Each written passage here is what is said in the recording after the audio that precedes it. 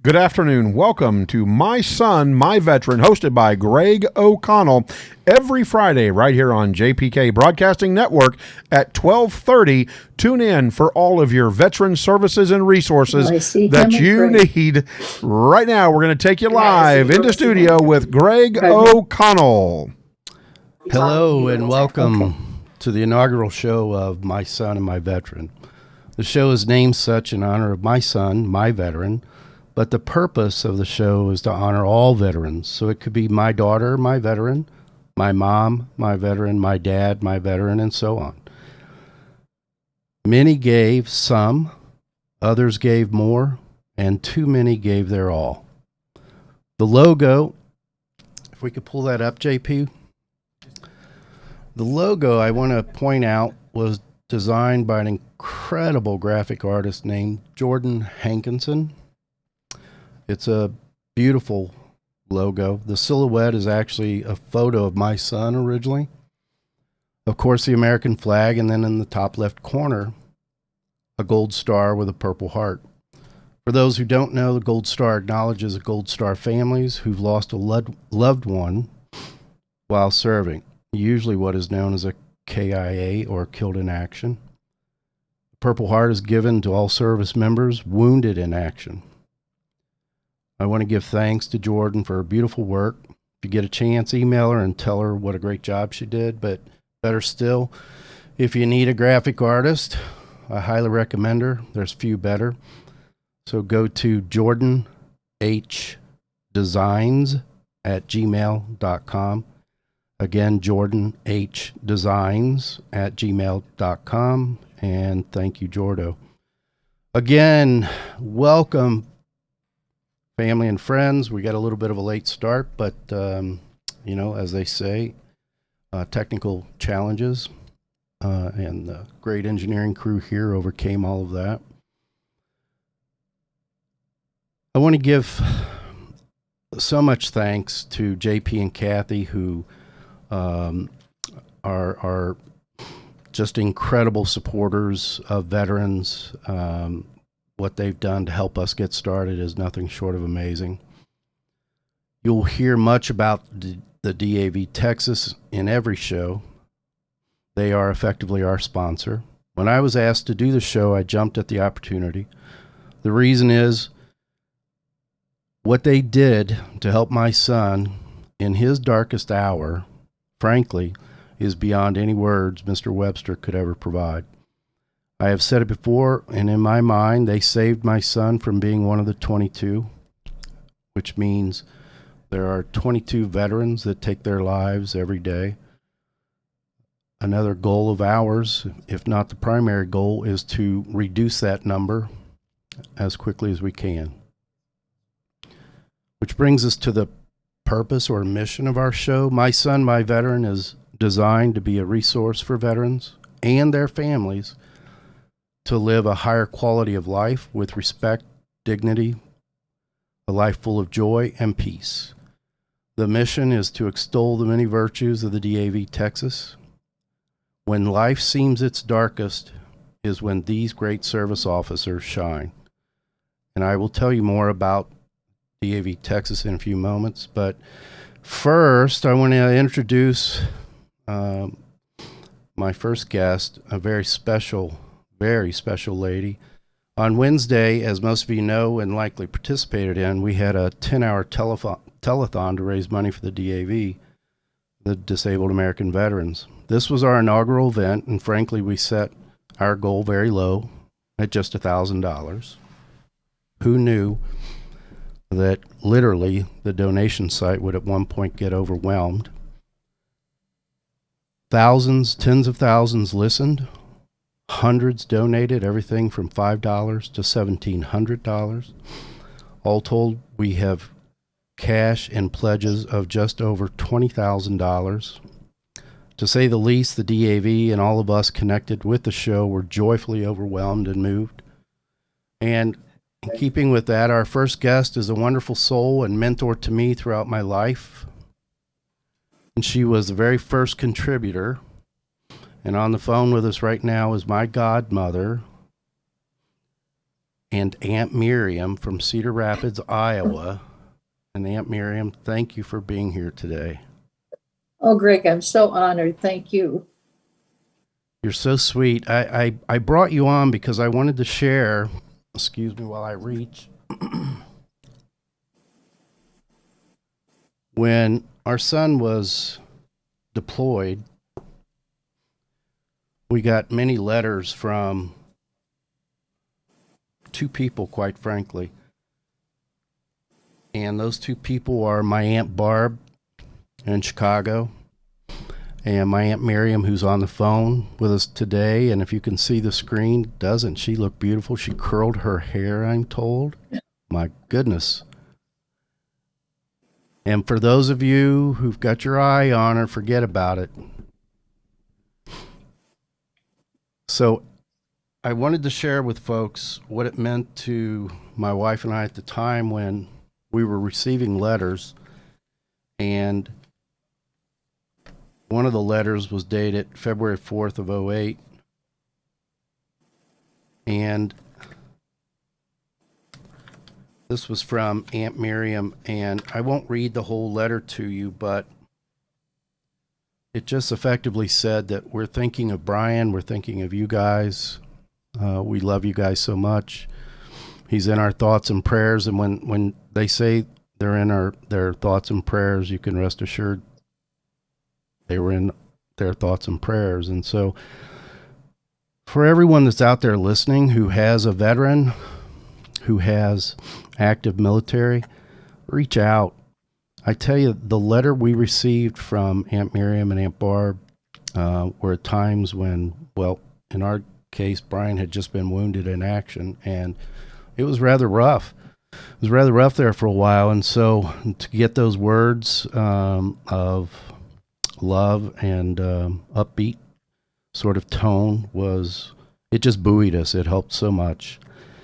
And so, Aunt Miriam, I won't going to ask you a really, for you, silly question, but for people out there that, again, have people in active duty right now, I would just ask you, what was it that compelled you to write that letter or those letters to Barb and I? Well, mostly because you are my godson and I feel very close. So I felt very close to Brian. And I just wanted to do anything I could to support him. In my family, my father was in World War I in the trenches. My husband went to Korea 17 days after we were married. And my youngest daughter was in the Air Force for 20 years. So we come from a family that fights for their country. That's wonderful. And hello to Aaron, if you're out there. I know Aaron right now is in Belgium. Am I right? That's right. Yeah. Mm-hmm. So hi, Aaron. Well, listen, I won't keep you long. I just really wanted to bring you on and let people know our first contributor was my godmother. I can't thank you enough for the contribution, the acknowledgement, for being there. You've always been there. You're an incredible woman, an incredible mentor to me throughout my life. I love you more than I could ever express, and just thank you so much. Well, I am so touched. God bless you, Greg. Thank you so much. Thank you. Have a good rest of your day. And Shannon, thanks for helping out. Anytime. All right, sweetie. Take care. Love you. Love you too. Wow. So there you go. And when I say, if you have someone in active duty or even just someone in the military presently, or excuse me, I'm distracted. But if you have someone in the military right now, active duty or a veteran, and you're listening, take a minute and just say hi. Check in on them. If they're serving, I have two grandsons. One is in Fairbanks, Alaska. The other one's up in Washington State, serving in the Army, and I reach out to them often. Reach out to these folks. Sometimes, even in active duty, when it's quiet, things get kind of boring, and it's always good to get a little lift from back home, so to speak. So reach out to them. I wanted to further mention that the donation lines will be open today during our show for anyone who has not yet given. The link to donate is Oh, it's on the screen. Look at that. I have our producers in the show just giving me thumbs up. And imagine a traffic cop. They're doing this, you know, this way. No, not that far. And we are. We're not. He's not. We're back there going. My hat's turned sideways. If you could only see it. But what awesome stuff, Greg! Thank you so much. You're so welcome. You guys are awesome. Never gonna get out of your way again. Yeah. So you see the donation link on the screen. DAV Texas Service Foundation.com. Scroll down when you get to the on the link. Just scroll down a little bit and you'll see a donate button. Click donate and you're there. And remember, everyone who has given and everyone who listened to the show, and I know a lot of you are back on today, 100% of donations will go to the DAV. And so I want to kind of keep moving pretty quick here. I'm about 4 minutes off schedule, which isn't bad, all things considered. I have Teresa coming up. And if it does seem like I'm moving fast, it's because we want to get all these guests in today. We've got a lot to say on our inaugural show. Well, and on your inaugural show, Julie Zeminski has chimed in. And she says, first of all, God bless all veterans, especially our wounded warriors. Amen. And then she says, our grandson is now officially a United States Marine as of last Thursday. Wow. His great-grandfather was a Marine. Oh, wow. That's beautiful. So thank you, that's Julie, part of your crew right there, yeah, buddy. there you go. That's awesome. Julie, hi. Thank everybody in your family for their service. And I think, was it her grandson that just, yeah. God love them. So I just want to say a quick hello to a few folks. My son-in-law, U.S. Jay Brummett, was in the U.S. Army and was in Somalia during Black Hawk Down. So hi, Jay. Happy Veterans Day again. My brother-in-law, Chad Oler, who served in the Navy. Hi, Chad. Thank you, sir. And John Mueller. John is a close friend of the family, and John is a Purple Heart recipient like my son, and was in the U.S. Army. And I just want to say thanks to them and all veterans today. Again, if you're moved to donate, do it. It doesn't have to be a large amount. $5 will go a long way towards our ultimate goal of helping more and more veterans. And if you have a veteran you want us to recognize, email us at jpkcrew3.com. And in the subject line, put my son, my veteran. And that'll help us find them, and we'll acknowledge them either today or on our next show. Our next guest is the adjutant or CEO of the DAV Texas, Teresa Jonathan. And I want to, before I bring Teresa on, I want to tell everybody a little bit about Teresa. Teresa was in the military, the U.S. Army. She's a veteran. She was 31 Bravo, which means she was a cop, i.e. military police. She joined the DAV in 1991 and was a member of Chapter 83. She became the chapter commander, where she served in that capacity for 7 years. Ms. Jonathan also became a DAV Department of Texas line officer, and we'll talk about that, in 2006, going through all positions until being voted in as department commander in 2009 for 1 year through 2010.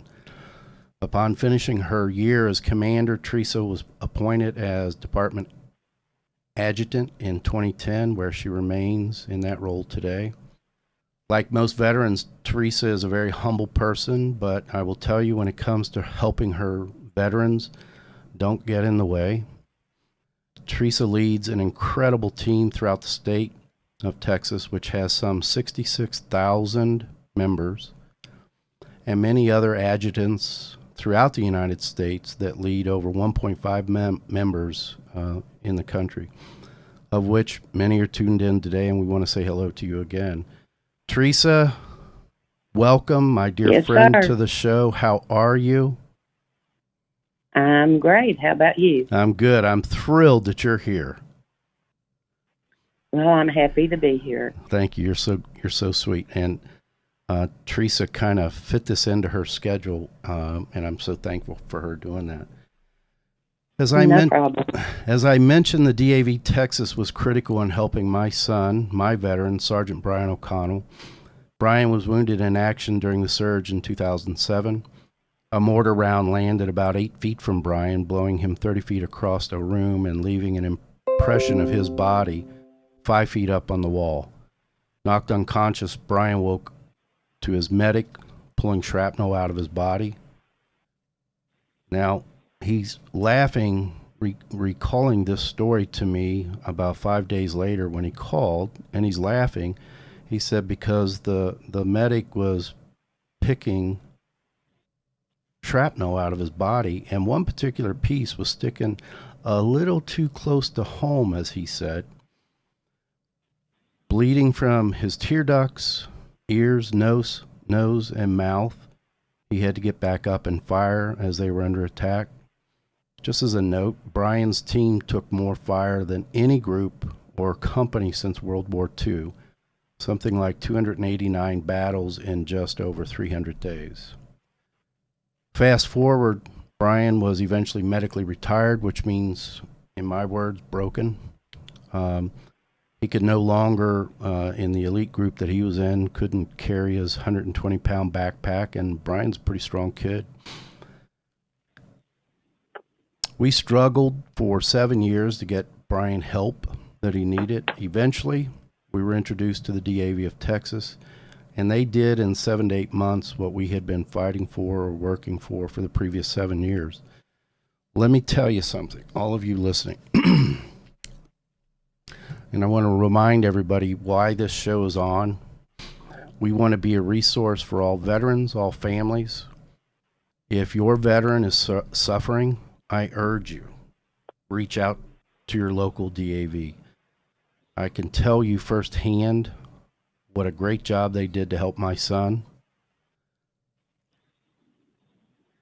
If you're a mom or a dad, wife, brother, sister, and you have a veteran that's really struggling, I'm telling you, my son was at his darkest point.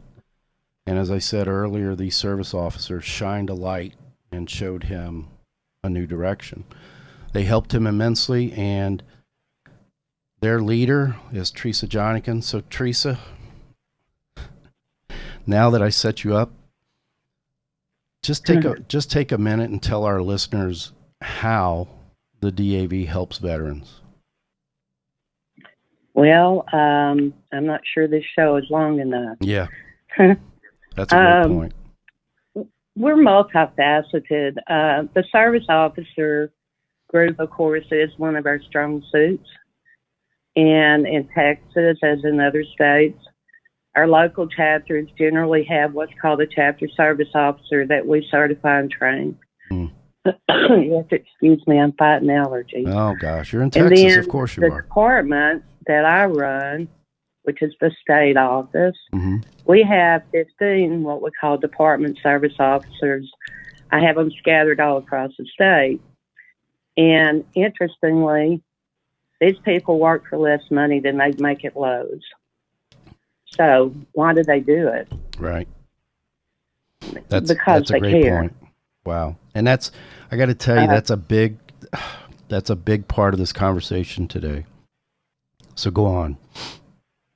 Well, I mean, I find it kind of ironic that you say my son, my veteran. That's what we say. Yeah. I hope everybody heard we that. would fight for them like we would our children. I know you do. Wow. What drives you every day? I remember, I guess, my battle to get my service connection, and women weren't very appreciated.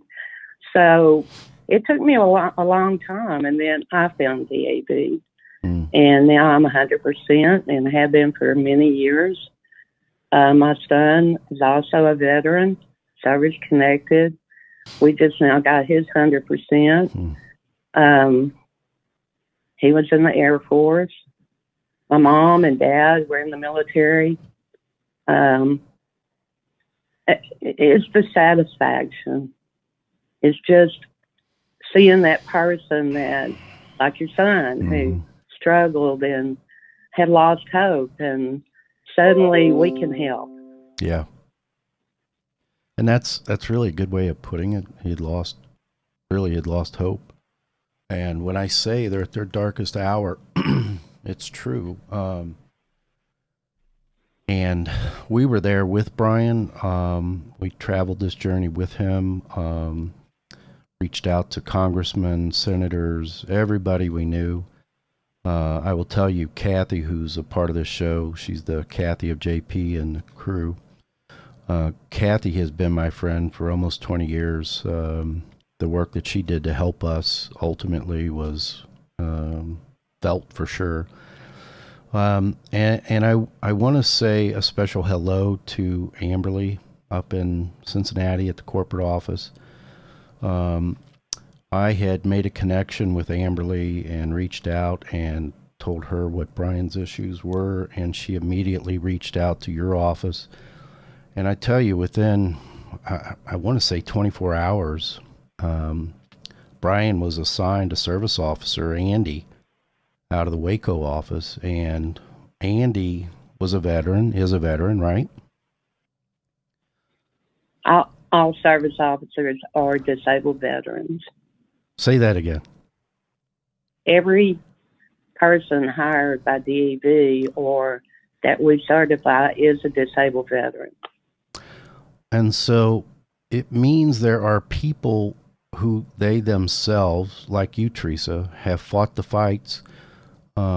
First, you fought the fights and the battles for our country to maintain our freedom, and then came home and had to fight, frankly, too hard to get what you should have had without fighting, quite frankly. And these service officers, Andy, I remember talking to him early on, and it was tough to talk to this guy. I had a lump in my throat about the size of a grapefruit. And Andy, in the middle of my words to him, said, "Mr. O'Connell, can I interrupt you?" And I said, "Sure." He said, "We got your boy." There you go. Those were amazing words to me. I'll never forget those words. And so those who help are mostly veterans themselves, as Teresa said. Are some of them volunteering?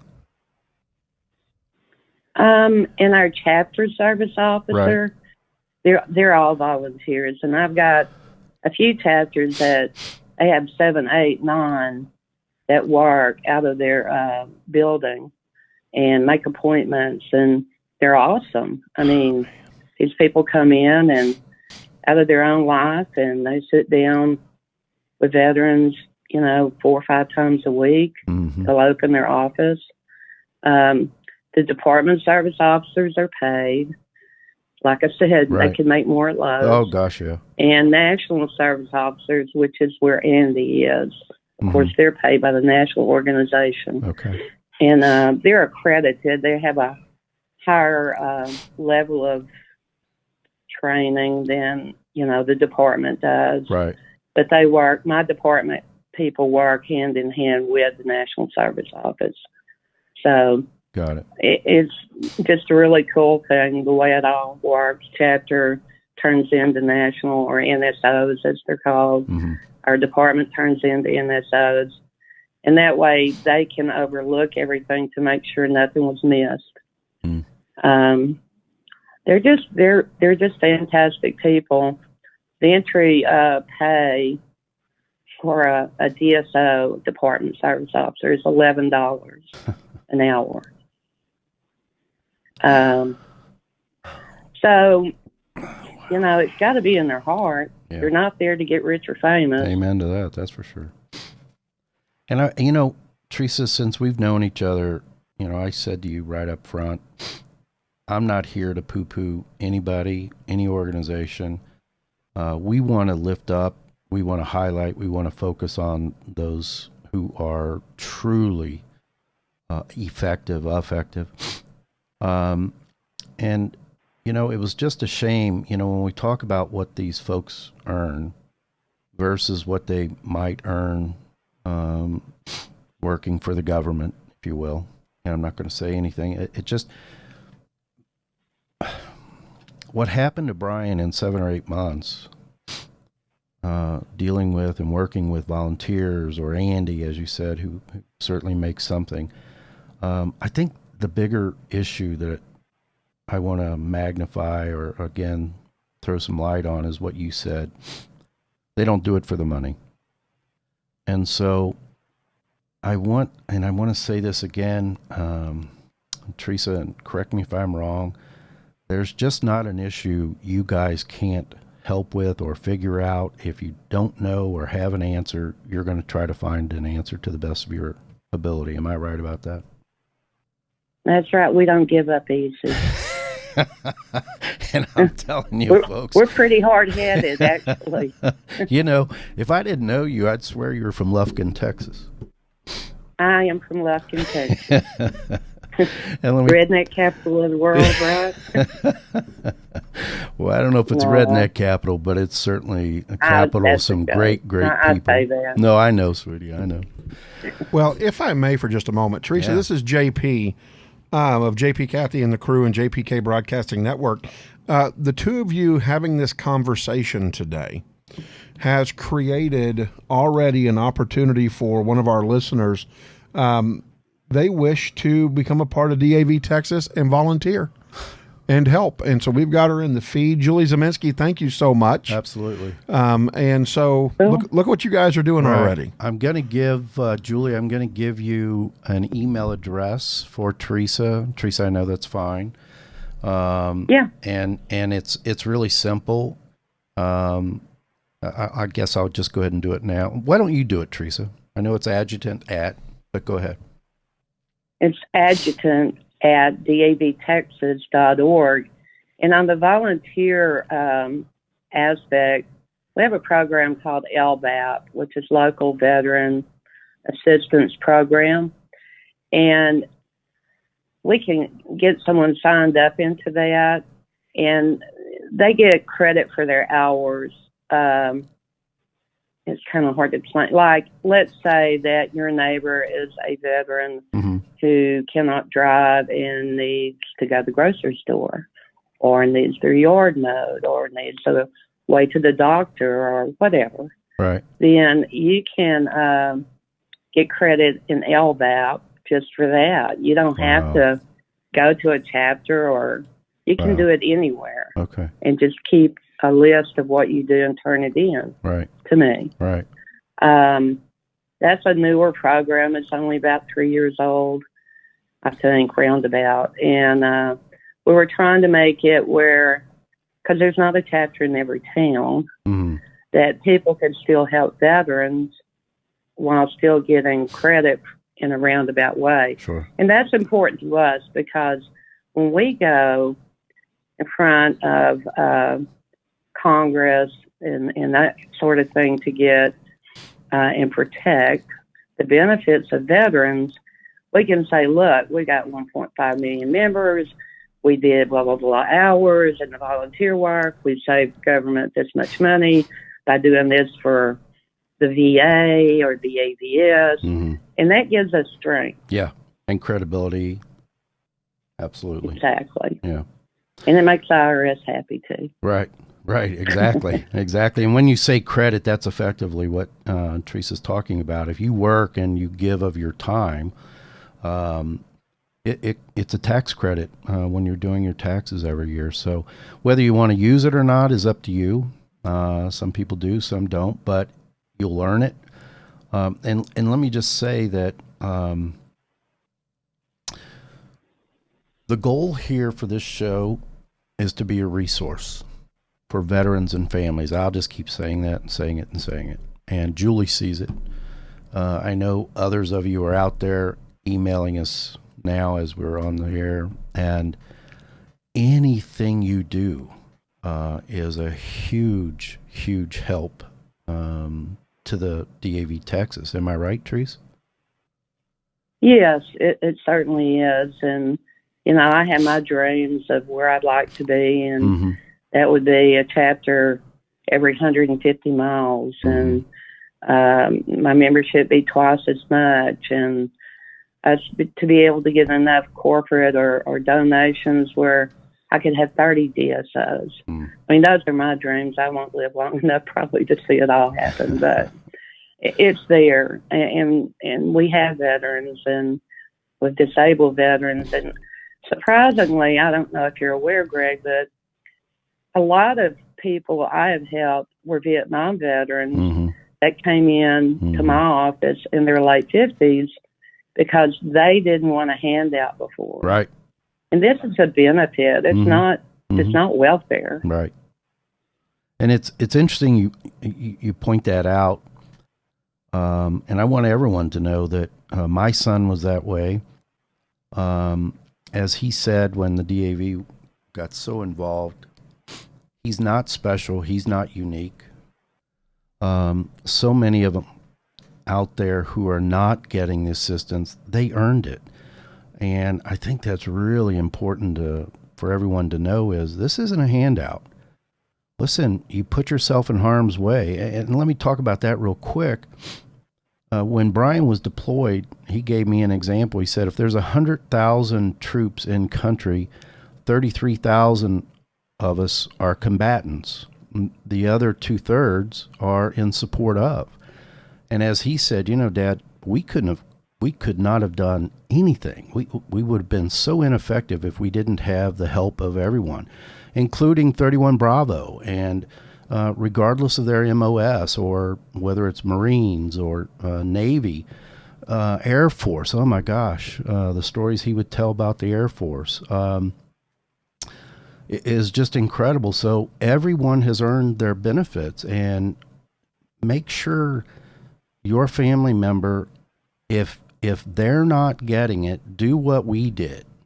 We literally filled out the paperwork for him and put it in the mailbox. So many veterans feel like they don't deserve it. They feel like they didn't earn it.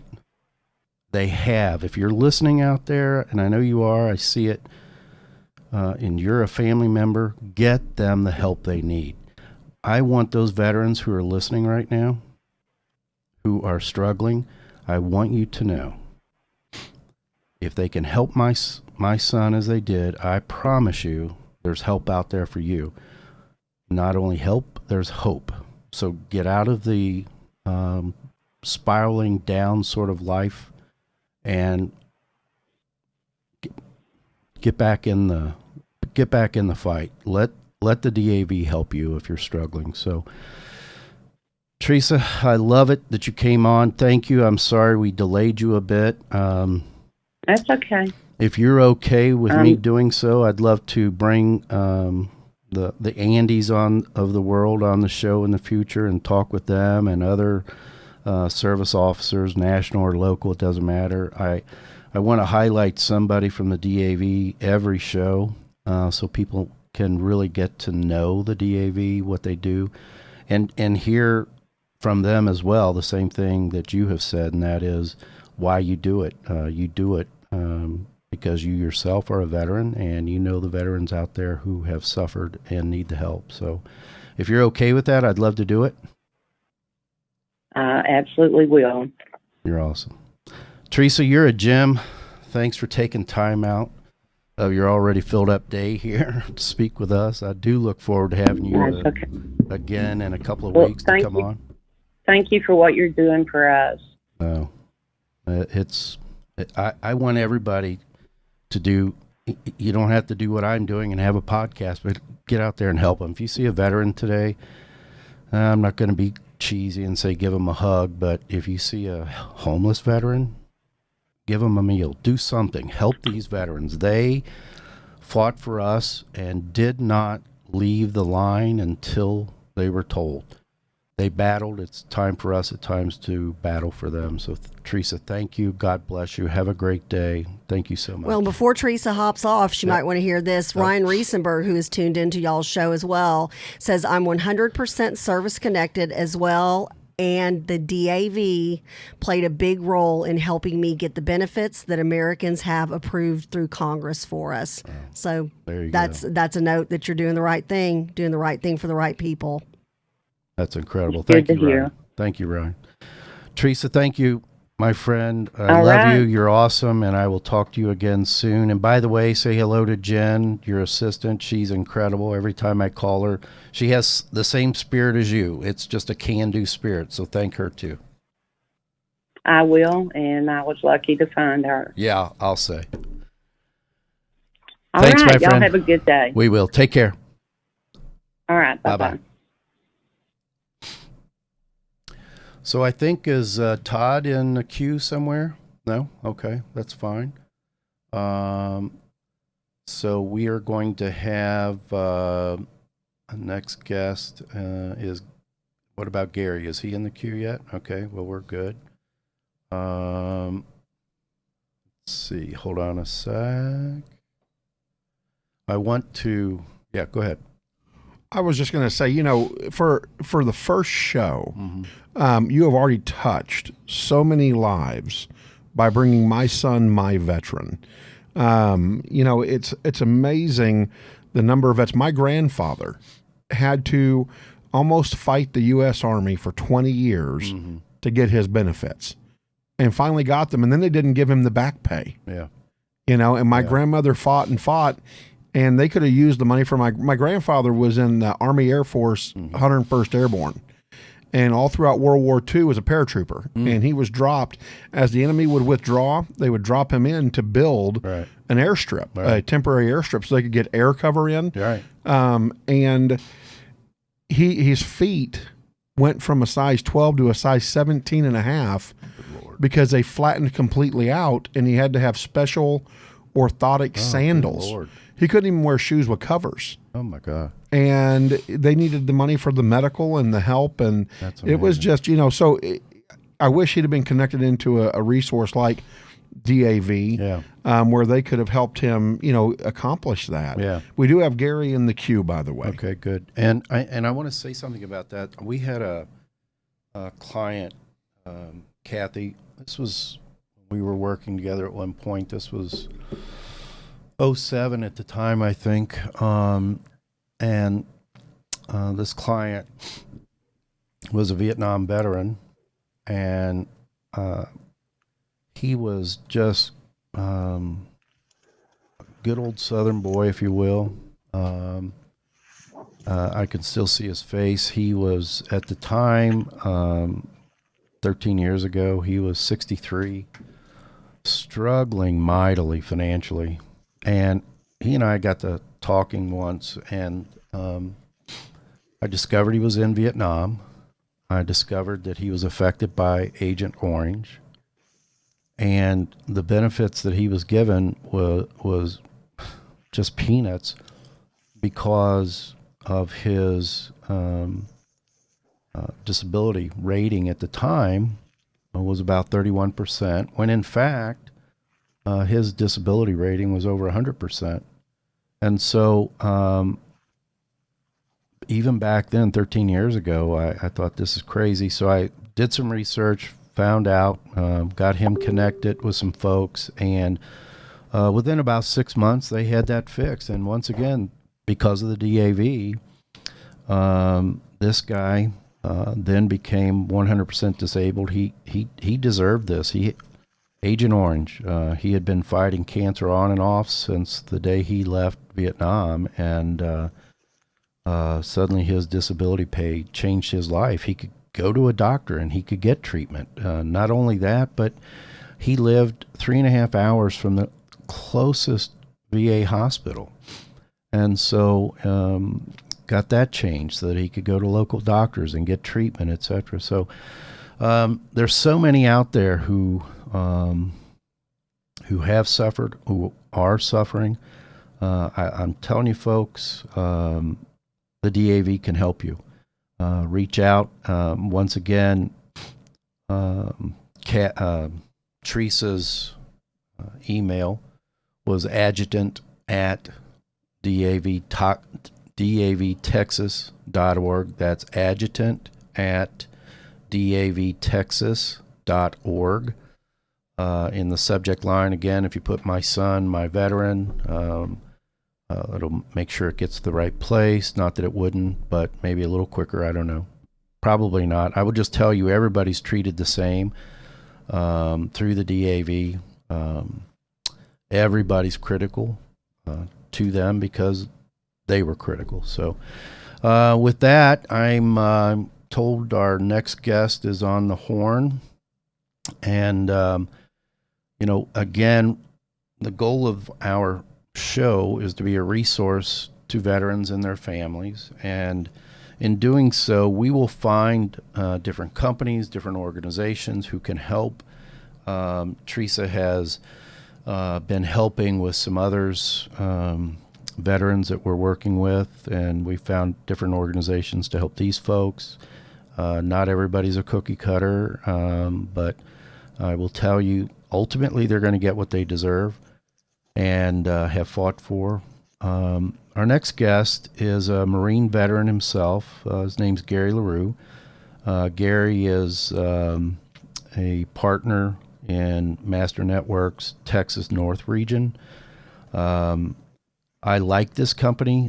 You're about to hear an interview, and I think you'll figure out why I like them. Ultimately, every person we talk to or with, they're in some form or fashion helping veterans or willing to help veterans, and we'll lay it out there. Once again, we're talking to a veteran, a Marine veteran, and he knows what it's like. And so with that, I want to say good morning to Gary. Thank you for being here. Thank you for my freedom because of your service, and welcome. Hey, thanks, Greg. How are you guys doing today? We're doing good. We're doing really well. Well, good. So I want to just take a few minutes and have you sort of describe what Master Networks is really about. Sort of that 15,000 foot view, not the minutia, because I'm sure because I've looked into Master Networks, which we do with everybody. I know what you do. It's incredible what you do, what you can, how you can help vets. So just from about a 15,000 foot view, give the folks sort of a taste or a flavor of what Master Networks is all about. Well, sure. And thank you so much for having me on. It's an honor, obviously, to be on this podcast today. And in a nutshell, Master Networks, who are we and what we're about? We'll be hitting our 10th year in business April of this year. We are about championing local businesses, entrepreneurs and solopreneurs around the country to help them be more successful. Statistics tell us about 80% of all new businesses fail in the first 3 to 5 years. And we feel as an organization that's an unacceptable statistic because we know that the national economy is driven by local economies, and local economies are driven by the mom and pop businesses, the startups, the solopreneurs and entrepreneurs. It's not the General Motors of the country that employ the country and really make sure the country's successful. It's the individuals out there that are breaking out on their own and working for themselves and trying to achieve their own hopes and dreams. So Master Networks was founded under the principle that you're one relationship away from changing your future. We believe that people do business with people they like, know, and trust. And we feel like if you build relationships, the revenue will take care of itself. And so we look for learning-based, service-oriented entrepreneurs and business leaders. And frankly, learning-based, service-oriented, doesn't that explain veterans in a nutshell? Yes. Well said. Well said. And I want, if you would, this next question, just speak to the veterans out there. Also, and we didn't get an opportunity to talk about it with Teresa, but there are within the DAV transition service officers. And what that's about is when a military personnel is 6 months from leaving military service, they begin a process out. There's a lot of paperwork, as you can imagine. In my son's case at the time, he lived 4,000 miles away. They had to ship everything back. There's so many things that have to be done. And so you're going to be speaking when you talk to some active duty personnel. You were one time active duty. You went through transition. And just talk to those folks in terms of they're now at that point where they're thinking, what am I going to do next? What do I want to do? Officers may seem to be buttoned up and things figured out. Youngsters, like my son at the time, as he said, all I wanted to do was get home to my girlfriend. And it's one of the things the DAV does is they assign a transition service officer to these folks to help them because there's paperwork that needs to get done. That's not necessarily what I'm interested in here, but in terms of them thinking next steps, what am I going to do? Talk about that first as a Marine who went through that. And secondly, knowing what you did when you went through it. Many of these active duty personnel can start taking advantage of the benefits that they've earned before they're even out.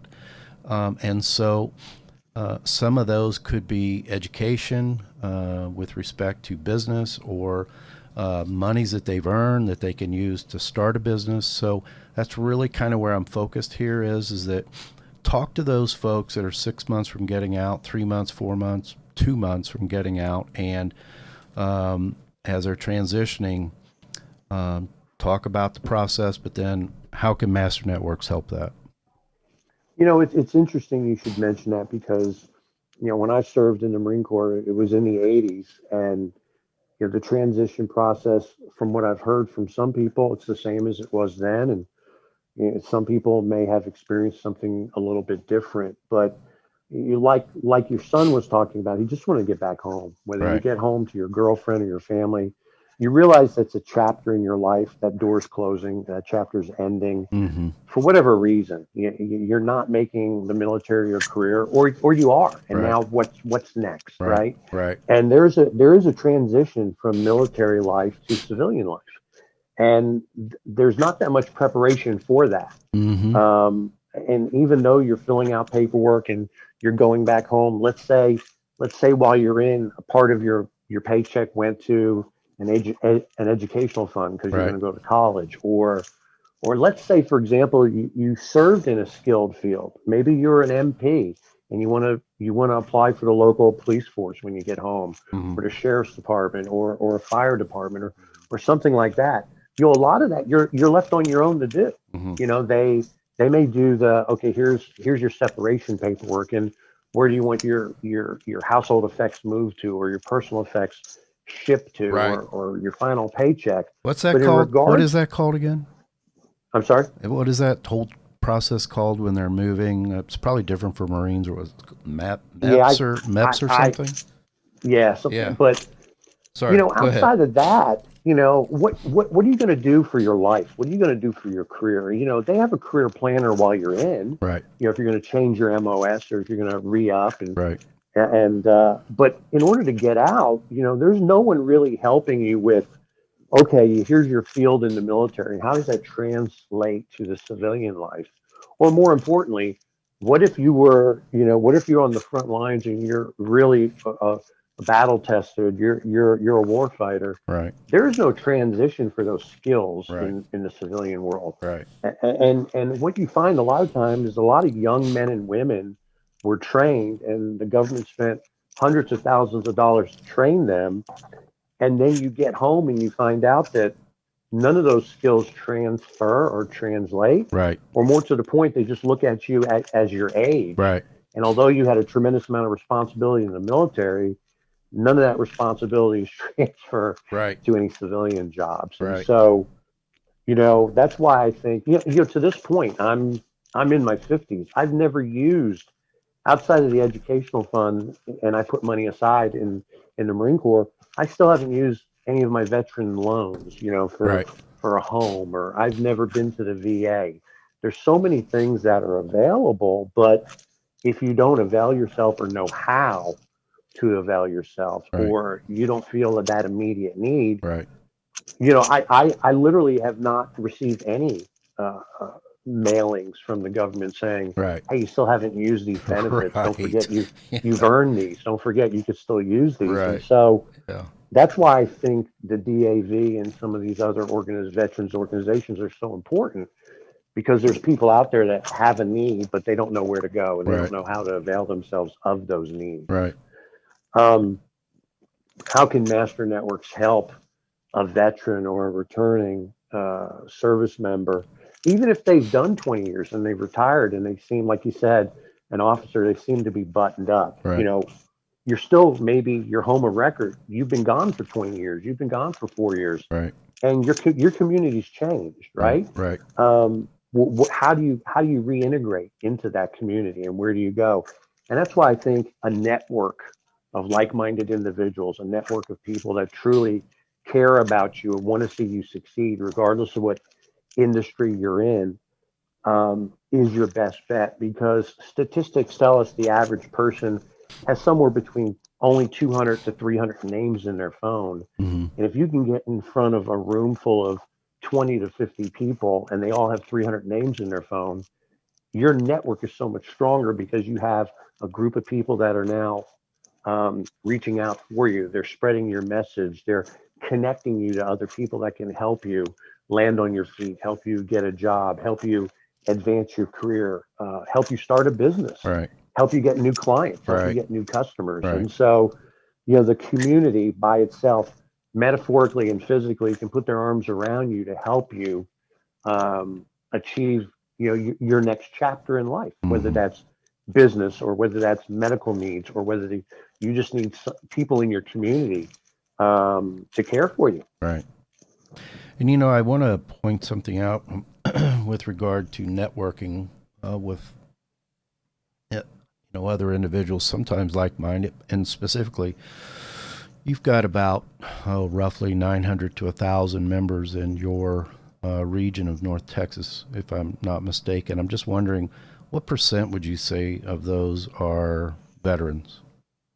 Oh, I would say that, actively serve themselves or are Mm. married to someone that served. Yeah, yeah, you know, yeah, uh, absolutely. Same thing, you right? know, that number could be as high as 70%. Yeah, Um, because as you may or may not know, the state of Texas has a strong bond with all the branches of the military, and right, the people in Texas, they're typically the people that respond first, right? They right, have this can-do spirit. right. What we find, though, although I'm the managing partner for the Texas North region Mm-hmm. of Master Networks, I'm also the vice president of growth and expansion for the whole organization. Okay, And what we find is that the people that gravitate towards organizations like this are the quote unquote first responders. Now, when I say first responders, I don't necessarily mean police and firemen and paramedics. I mean first responders in the local community, first sure, responders in business. They're usually the people that have this can-do attitude and can-do spirit. If they know it's being done somewhere else, they typically take this approach. Well, why can't I do it as well? They're the first people that roll up their sleeves, and just get to work and make it happen. And if they see you struggling, they're the first to offer. And that's the thing. I think they're the first to offer assistance and help. They don't wait for people to ask for it. right.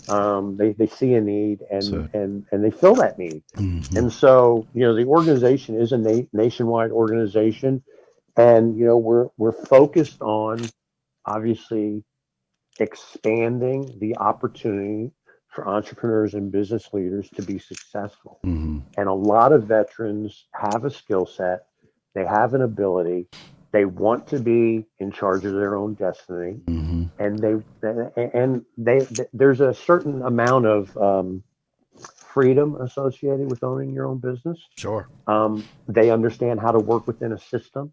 They understand how to follow orders, but they also understand, okay, I want to be in control of my own destiny, and I want a system that I can plug my destiny into to achieve my success. Mm-hmm. And I think That's well said. that's why this organization is such a good fit Yeah. for veterans. Yeah. Yeah, I agree. And you were mentioning benefits before, and before we get away from that topic, I'd made a note.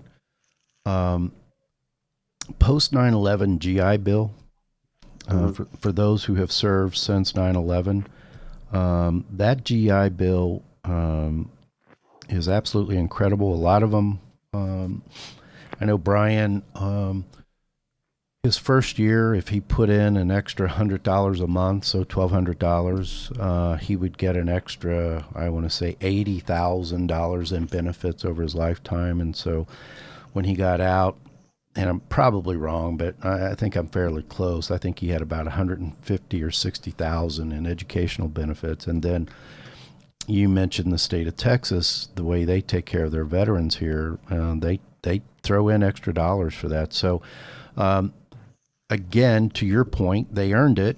You earned it. And it's important that they get out and, when they're going through transition, start looking at what benefits you have coming to you and start taking advantage of it right away.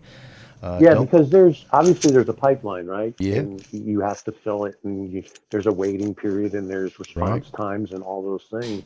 And the sooner that they get involved in starting that process, the sooner they can avail themselves to the benefits. And they're there for a reason. We've all heard the stories, right? We've all heard the stories about the VA and how during this administration they have done a lot to help, right? But there's still so many people. Myself, I've never set foot in a VA. Sure. And I'm sure I'm not alone there. I'm sure I'm not an anomaly. There's a lot of people that haven't availed themselves of the benefits, and you could make the argument that as frequently as you see recruiting stations around the country, you should see service stations for veterans. Because even if it's just a walk-in for a simple question, it would be so much easier to be able to help these people. And shows like this will help further that discussion and help people to get the assistance that they need. Yeah. I just sort of went through this recently. I don't know if I shared this with you. My father-in-law, incredible guy, 93 years old, had some medical issues and had to put him in an assisted living facility. He wasn't, I'll tell you, he went out fighting, did not want to leave his house, but once we got to digging, we discovered that he served during Korea, and I think he got out in 53. He he never even enrolled with the VA. Right. And so now, in order to try to find anything out, all of his service records are in the archives in St. Louis. And because of COVID, it could be 6 to 8 months before they will have anyone available to go pull those records. So I'm just telling them once again, to those of you out there in active duty, hear it from me, a dad, but also my guest, Gary Larue, veteran Marine, once a Marine, always a Marine, right? You're hearing it from him, someone who's been through it. There's a lot of people out there that you should be listening to for sure, but certainly you need to be listening to veterans. And I couldn't urge you more to get a hold of the DAV wherever you live.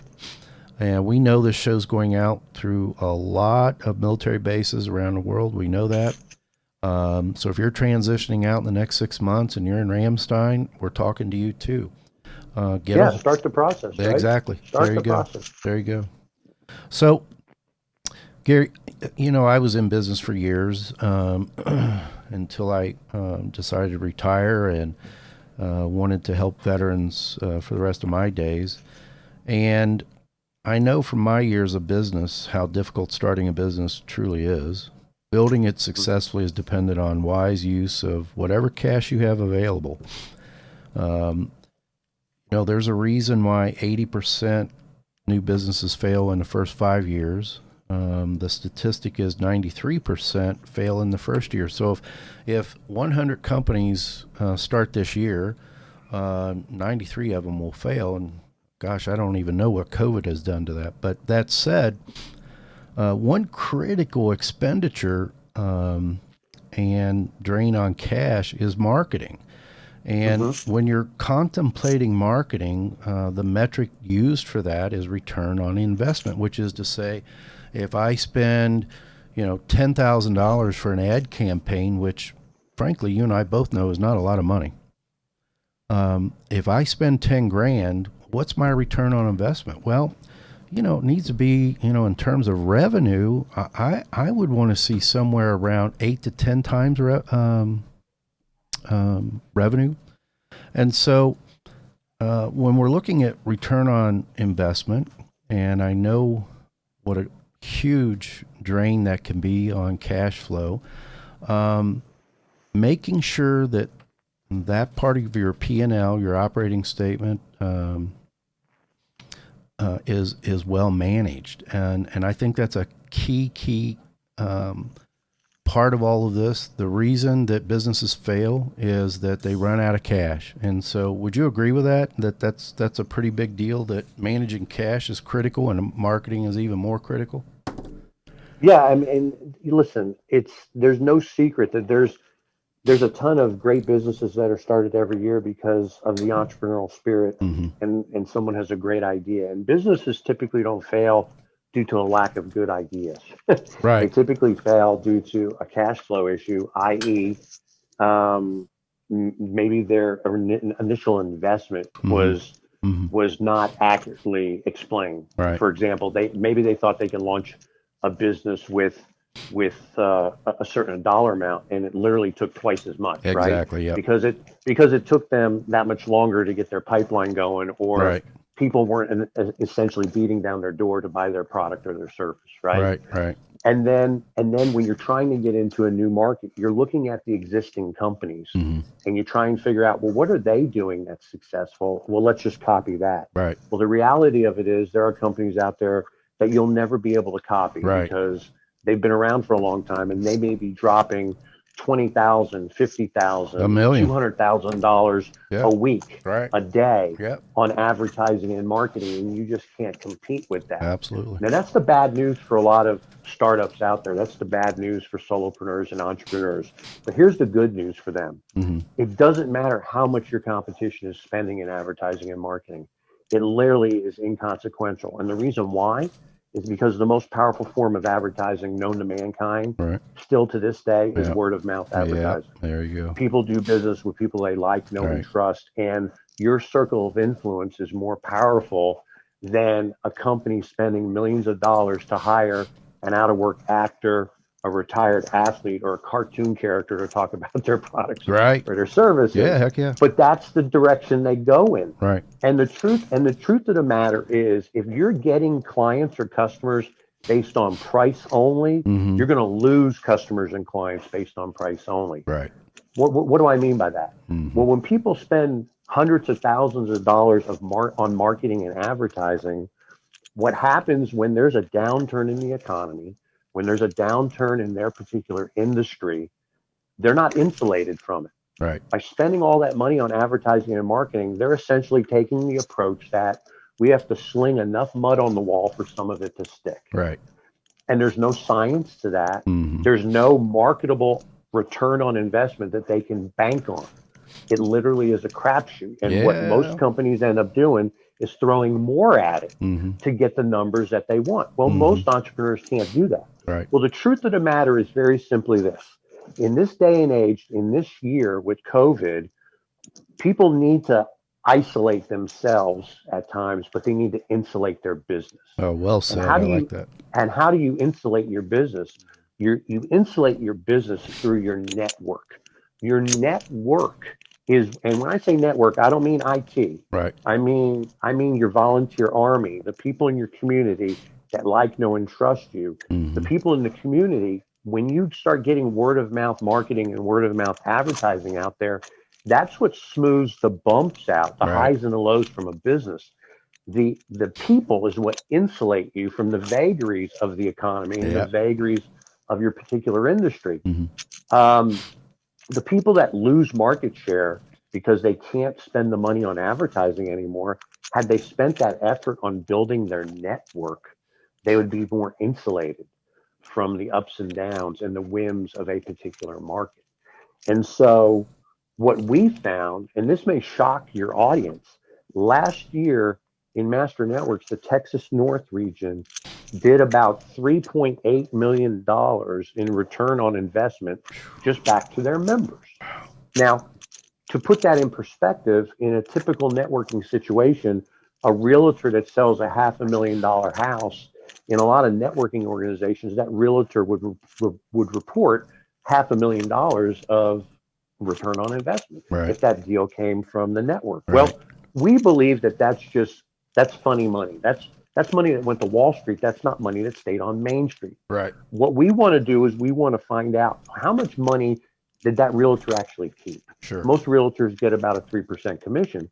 So in Master Networks, they're not going to report the 500,000. They're going to report the 3%. Why? Because that's money that stayed within the community, it stayed within the chapter, and helped real people. Yeah. And so when I talk about $3.8 million in this region, that's 3.8 real dollars that impacted real people. Right. That helped build houses, that helped pay for college funds, that helped send kids to camp, that helped grow local economies. Right. Now, that was last year. This year, in the midst COVID hit the middle of March, I just pulled a report before I came on the show. The Texas North region right now is $72,000 away from exceeding $4 million this year. Oh, wow. Which is higher than last year. And so During that COVID. is a testament.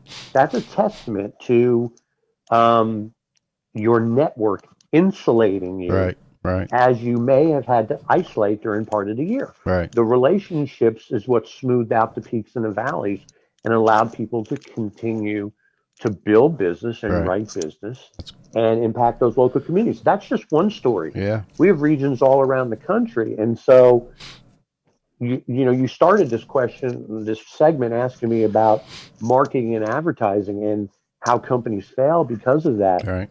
To be a Master Networks member, your monthly dues are $50 a month. I can't think of a better investment to build a local business, $50 a month to participate in roughly $4 million of ROI that happened in the local community. Yeah, that's crazy.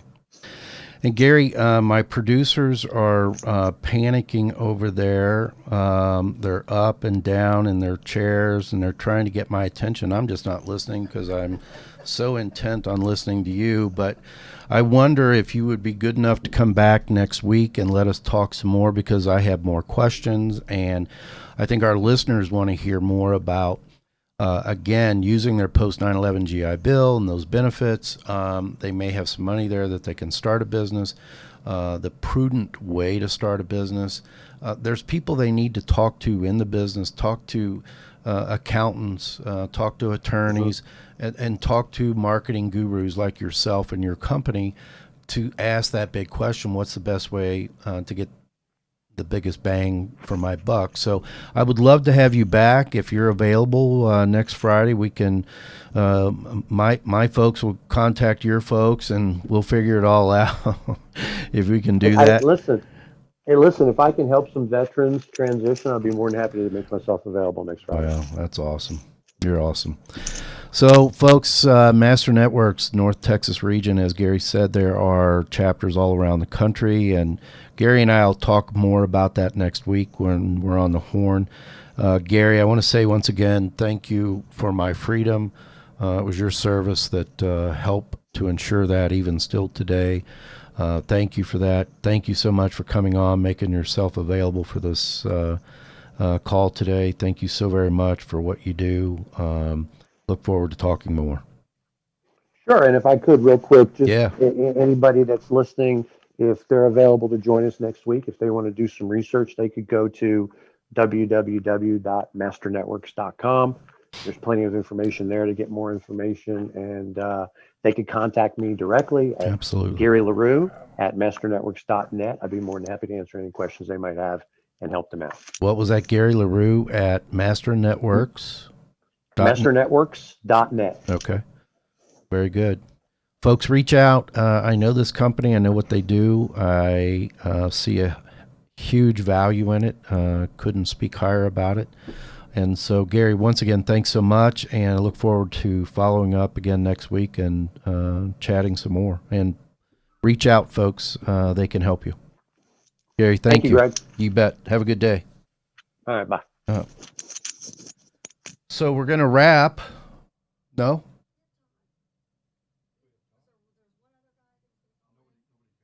Oh, okay. Nobody's in, but Yeah. Run that. That would be great. And then I have another one. You guys will love it. Thank you to all members of our military in all branches, past, present, living, and gone. Thank you for your sacrifice. Thank you for serving no matter what. Thank you for protecting our freedom. Thank you for serving our country. Thank you for your acts of bravery. Thank you for your dedication. Thank you for your heroism. Thank you, veterans, for your service. Thank you, veterans, for your courage. Thank you for everything you do.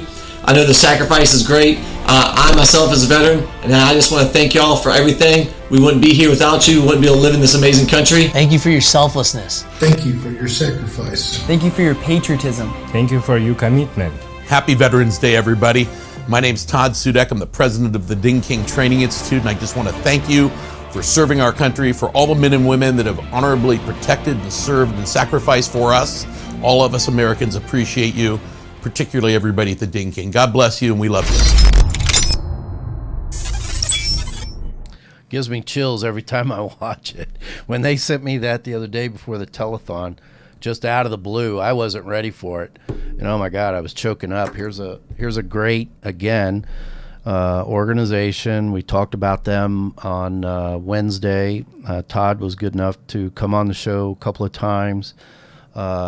Cher and Michelle, who was in that video, they are benefits gurus. They know what VA benefits are out there for education. And so when I got that video from them, I just wasn't ready for it. And I thought, oh my God, this is awesome. So we definitely cleaned it up a little bit from the other day, right? Then next week we're going to have another video I'm very excited about. I'm not going to talk about it other than that. It had to do with Veterans Day, and it's just incredible. Again, the Ding King is a school, and I would urge you to go to thedingking.com. You can email Todd at dingking.com. That's Todd at dingking.com. I want to remind everybody again, the DAV adjutant at davtexas.org. Again, adjutant, ADJUNTANT. Did I get that right, Kath? You know, Kathy used to teach English. She's one of those ladies that used to hit my hand because I misspelled a word. But so adjutant at davtexas.org. Before I do finish up, I wanted to point out something that I had a client back in 2014 knew Brian was going through some tough times, and this is sort of the response you get from people. People will help you. People care. They either had a dad, a mom, somebody who's a veteran. We all know somebody. I have current active duty. They're going to be veterans someday. And in this particular case, this client of mine, his name's Patrick Bradley. I got to tell you, he sent me a card, and I pulled it out to read it. And so it's in reference to this book right here.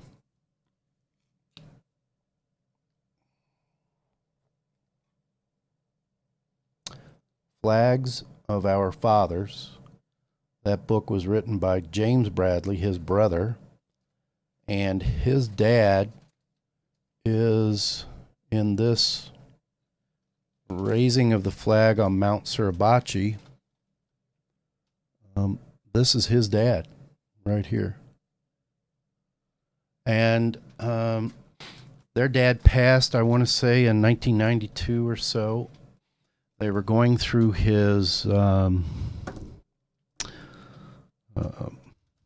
chest, if you will, bunker box that he had. Found all of his medals. They had no idea. So their dad, James, had gone many years and never talked about his service to our country. They had no idea their dad was at Okinawa or Iwo Jima. Certainly had no idea that the guy in the statue raising the flag was their dad. Had no idea. And so when they discovered all of this and all of his medals, etc., James wrote a book called Flags of Our Fathers. And if it sounds familiar to you, Clint Eastwood made a movie of it called Flags of Our Fathers. Their father is played by, I'm sorry, I don't remember what actor, but certainly portrayed in the movie. And Patrick was kind enough, because he knew what our son was going through. And look, when your kid's going through it, you're going through it. When your husband's going through it, you're going. When your wife's going through it, when your dad's going, we're all going through it. And the help is out there, as I've been saying. There are a lot of giving, loving people who want to help our veterans. They just don't know how to do it. Our show is going to be a resource for that. We will never touch money that comes from and into us for the DAV. It goes directly to. And so our website for donations, if you see it right, where do I point? Up. There you go. Right there. Here, let me go. Right there. See it? DAV Texas servicefoundation.com, www.davtexasservicefoundation.com. I'll be a little better about that in the future, but I want to take just a second and read the card that Patrick mailed. First, I want to open it, the jacket, and show you that James autographed it for Brian. Thank you, James, for that. I've never had the opportunity to say it directly. But here's the card. Brian, I have recently met your dad through a mutual friend. He shared with me some of your military service background. As a small token for our sincere thank you for your service to our country, I'd like to give you Flags of Our Father, a great story about a few other veterans. The story is written by my older brother, and the Navy corpsman in the flag raising is our father. Enjoy the read, and again, thank you so much for your service. All the best. Those are the kinds of things. I have things from other people that if I said their name, and I just don't want to do it, but you would know these folks. They want to help. Julie came on and said, how do I help? How do I become a veteran? Ryan was on earlier. He too extolled the virtues of the DAV. And so I'm telling you firsthand what they did for my son. Brian today, I'm happy to tell you, is out there somewhere traveling. He bought a Dodge Ram Master 3500 that was empty, and he built it out. Has a Murphy bed, a kitchen, a shower, and he tours the country with some of his old elite forces kind of guys, and they're adrenaline jockeys and or junkies. And last year this time they were climbing with the North Face climbing team in Moab, Utah. There's some other organizations in the weeks, months, and years ahead we're going to introduce you to. One of them is a group very near and dear to Brian's heart, my son, who does some great things to help veterans. Again, I'm just going to say it. That's where my son is today. It wasn't that long ago that, it was dark in his world. So reach out to the DAV, adjutant at davtexas.org if you need help, if you have a family member. If you want to do it anonymously, do it anonymously. Don't shy away from this. Folks, I'm telling you, and you veterans out there that are hearing me, there is hope out there for you. I don't care what the issue is. get some help, it's there. There are people willing to do whatever they can to help you out. So God bless you all. You guys want to... well, hold on. You've got an extra comment. Okay. I've been asking questions on your feed. Okay. So I asked how many of you have a veteran in your family. And I think if I'm reading this right, Julie says that she had 3 in WW1 and 2 in WW2. And her father-in-law was on Iwo Jima, a Marine. Oh, wow. Well, yeah, my Aunt Miriam said earlier that her dad was in World War I. That was my grandfather. He was ultimately known as Fast Eddie. Sean O'Leary, if you're out there, you know what I'm talking about. All of my cousins that are listening, we all know how Grandpa was such a colorful guy, but Grandpa was wounded in World War I. We had same thing, folks in World War II, Korea, Vietnam. I was telling somebody the other day, they asked me if I served, and I said no, because of the service of others. When it came my time to serve, they had just done away with the draft, and I went to college. But point is that a lot have given to help us have these freedoms, and so reach out and say thanks. Help them out. Kath, you got anything? Just bravo.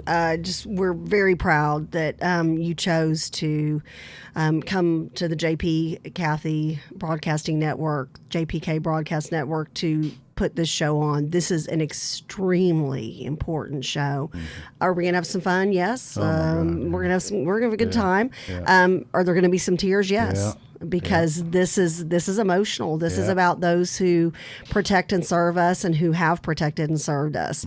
They're the reason we're able to stay here in this great studio here at Venture X and have this show. So, again, we appreciate all of the support during our first telethon. Amazing. What a God thing. What a God thing. We appreciate everybody coming out and or participating and watching today. Greg, thrilled to be on another ride with you, my friend. Oh my love gosh, you dearly. I love it. Hey, amen. And we're gonna have a good time. Oh yeah, and we were. I was talking to my sister the other night after the show, and when I called her as I was driving home, she kind of choked up. But at any rate, I just. It was a weepy day. I don't know why. I was such a wuss the other day, but the point is, there will be tears, and it's hard to talk about even for me. I'll share the story of when I was called by Brian's XO and informed that he was wounded in action.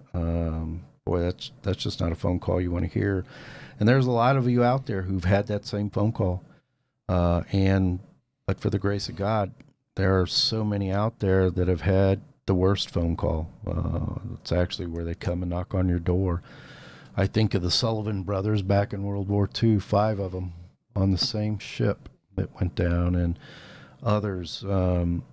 So many. Everybody. I mean, we're not just talking about, if you will, modern warfare, World War II forward. And I know they're gone today, but those who fought in the Civil War, I don't care what side you're on. This show will never be political. They believed in what they believed in, and they fought for it. You go back to the Revolutionary time, the War of 1812, when the British burned the White House. People have given a lot over the years, a lot. Our guys in World War II during the Battle of the Bulge, they were starving. Their boots were tearing, breaking. They didn't have sufficient winter wear. If you've seen the story, what was the one with Tom Hanks did? Band of Brothers. Oh, Band of Brothers. Yep. Yeah, and they talked about how low on supply. They were nearly out of bullets. Brian was sharing one event with me that they were on a search and recovery of a downed F-16, I think it was, and they came under fire, and by the way, it was 142 degrees in the desert that day. They had run out of water and effectively had just about run out of bullets. But it took some brave people on a truck to get them what they needed. Again, the support of, everybody in theater, anyone who's served in whatever capacity, God love you. And I mean that. We love you. Everybody out there loves you. I don't care what you did.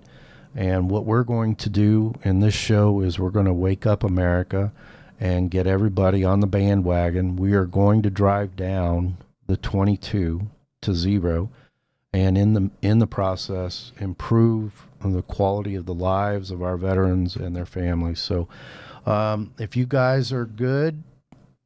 Quick question. Did we have an updated number on what we raised from the telethon? Have you heard from them at DAV? Well, so yes and no, because I got a text this morning when I got up that I think it was about 4,800 more came in yesterday. Yesterday, okay. So we're still, just for everybody who pledged money, I just want to tell everybody that they did have a little bit of a blip, as they say. We think, and all indications were, we overwhelmed the PayPal system. Yeah, that doesn't hurt my feelings. No, no. And so there were a lot of funds, quote unquote, in the pipeline. And once they fixed it, it started trickling back in again. Then people donating yesterday. No, so we had many pledges up to and over $20,000. And we had pledges and cash, actual cash of over $20,000. The donation line is going to be open all weekend. Love it. Remind everybody, 100% goes to the DAV Texas. I'm going to talk to the DAV folks, and if we can do this every show, we'll just do it every show and continue to raise money. But see, I think we're going to get close to $40,000. Well, it just wouldn't break my heart. So next year you're gonna kill me. Mm-hmm. You're going to ask me to raise $80,000, aren't you? Well, see, Kathy, what do you think I'm going to ask for? He's going to go for 100. Yeah. Oh, really? Yeah, 80's nowhere close. So we need to create a VIP room. Yeah. And to that point, I was telling some friends when I got home, I was getting phone calls. Man, that was awesome, yada yada. And I said, you should have been up where we were. At one time, I was suggesting to the couple of producers, I said, you need to be out there taking video of all the people. I know there were 200 people up here at one time. Just what can we do to help? Can we get on the phones, having lunch, saying hi? Many were on the shows throughout the day. But my God, I was just blown away. And I was telling somebody early in the morning when JP, you and I started the show early at 7, and when Kathy came in and I was able to get out, I went over to the meeting room, which is where the meat right, in the AT. Yeah, is where our buffet was. I went in, I was there by myself, having coffee, working on my computer, and doing some things. And the next thing I know, I look up, and there's someone at every chair. Kathy walks in, and she says, "Oh my God, this reminds me of a political war room." So, it was so fun. I mean, I don't know about you, but I am still joyously overwhelmed. I don't get overwhelmed. I was stoked. Yeah. Yeah, we're pumped. Yeah. To use an old term. Well, I'll tell you, it was exciting. We cannot thank enough the listeners and the members of the JPK Broadcasting Nation and the crew from JP Kathy and the crew and the Maniacs from MoneyLink, the Money Maniacs, and all of our shows too. Yeah, and I just want to point out, if I may, Steve and Gail. Yeah. Right, from MoneyLink. God love them. You were challenging everyone. I think we got to, I want to say like, what was it, 17,300 away. Well, we were at 13,300. Yeah. And needed 1,700 to hit 15,000. Okay. Yeah. And they Steve donated. And Gail donated 1,700, and I don't want to just necessarily, but I mean, my God, 1,700 now. Steve is a veteran as well. Yes. Navy vet, yep. Right? Yes. And everyone who gave, and this is what I kept telling everyone that I talked to about it before the telethon was, it doesn't matter how much you give. Just give something, because it's the numbers we were looking for. Well, and Coach Quigley sent out 147 $20 challenges, and the coaches came through. I had several coaches give $25. $25, yeah. So it was a great day, and thank you for prompting that idea to pop in my head. And the team made it happen. Yeah, and as you said at the start of our day yesterday, it ain't going to be perfect. No. But gosh, wow. We may have had a couple of what I would call now little bumps. Yeah. When you consider what we pulled together in a month? Yeah, 6 weeks, about 6 weeks. I thought it went great. You guys are amazing. You said thanks for coming to you guys, but there's no one else I'd rather be with on this journey, and no one I'll ever be with on this journey. Amen. So thank you. Thank you. Well, all right. This is My Son, My Veterans, hosted by Greg O'Connell, brought to you and sponsored by DAV Texas. If you know a veteran that needs a resource, if you know a veteran that needs a hand up or a lift, you need to get in touch with DAV Texas, and you can do so by going to their website, davtexas.org. Got it. We want to thank Greg O'Connell. We want to thank DAV for bringing My Son, My Veteran to the JPK Broadcasting Network. You can go to jpkcrew.com. That's jpkcrew.com for all of our show listings. With that being said, join us tomorrow morning, 8 o'clock for Kilroy's Conversation. Until then, be blessed, be safe, and have a wonderful day. Go Kilroy.